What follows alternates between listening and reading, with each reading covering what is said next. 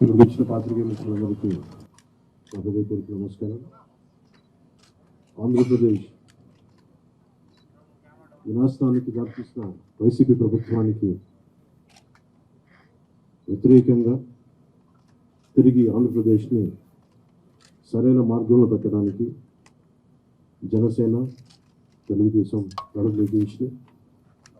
So దాంట్లో భాగంగానే ఈ రోజున శ్రీ చంద్రబాబు నాయుడు గారితో గత 2 సంవత్సరాలుగా మేము ఆలోచిస్తూ ఉన్నాం. ఈ పర్టికులర్ రాష్ట్ర క్షేమం గురించి ఇప్పటి సభ దగ్గర నుంచి ఈ రోజు దాకా ఒక్కొక్కటి తెచ్చుకుంటా మాట్లాడుకుంటా చాలా జాగ్రత్తగా ఆంధ్రప్రదేశ్ని అభివృద్ధి పదంలోకి ఎలా తీసుకెళ్లాలని ఆలోచిస్తూ వచ్చాం. అందులో భాగంగానే ఈ రోజున ఒక బంగారు భవిష్యత్తు కోసం రాష్ట్రాన్ని సరైన అభివృద్ధి పదంలో పెట్టడానికి మనస్ఫూర్తిగా ఈ రోజున శ్రీకారం చుట్టడం జరిగింది.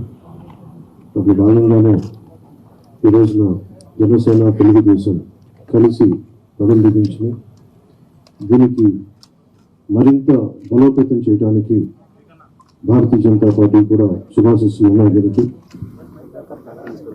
చాలా కీలకంగా 24 స్థానాల్లో పోటీ చేస్తుంది.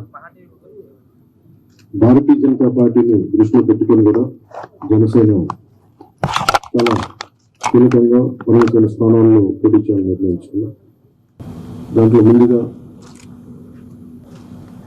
సంఖ్యాపరంగా ఒక 5 మంది అభ్యర్థులను 24 నియోజకవర్గాలు, 5 నియోజకవర్గాలు దానికి సంబంధిత అభ్యర్థుల్ని పంపిస్తా ఉన్నాం.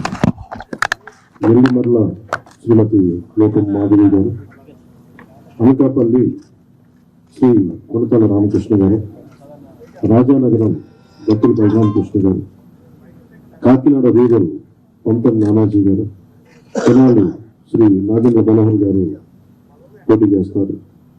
మిగతా 9 నేను 2 రోజుల్లో మొత్తం అందరికీ తెలియజేస్తాను.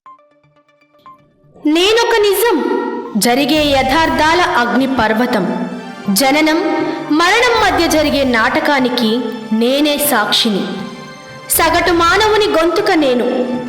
మీ అందరి కోసం ప్రతి గడియ పనిచేస్తూ గళం వినిపించే G9 న్యూస్.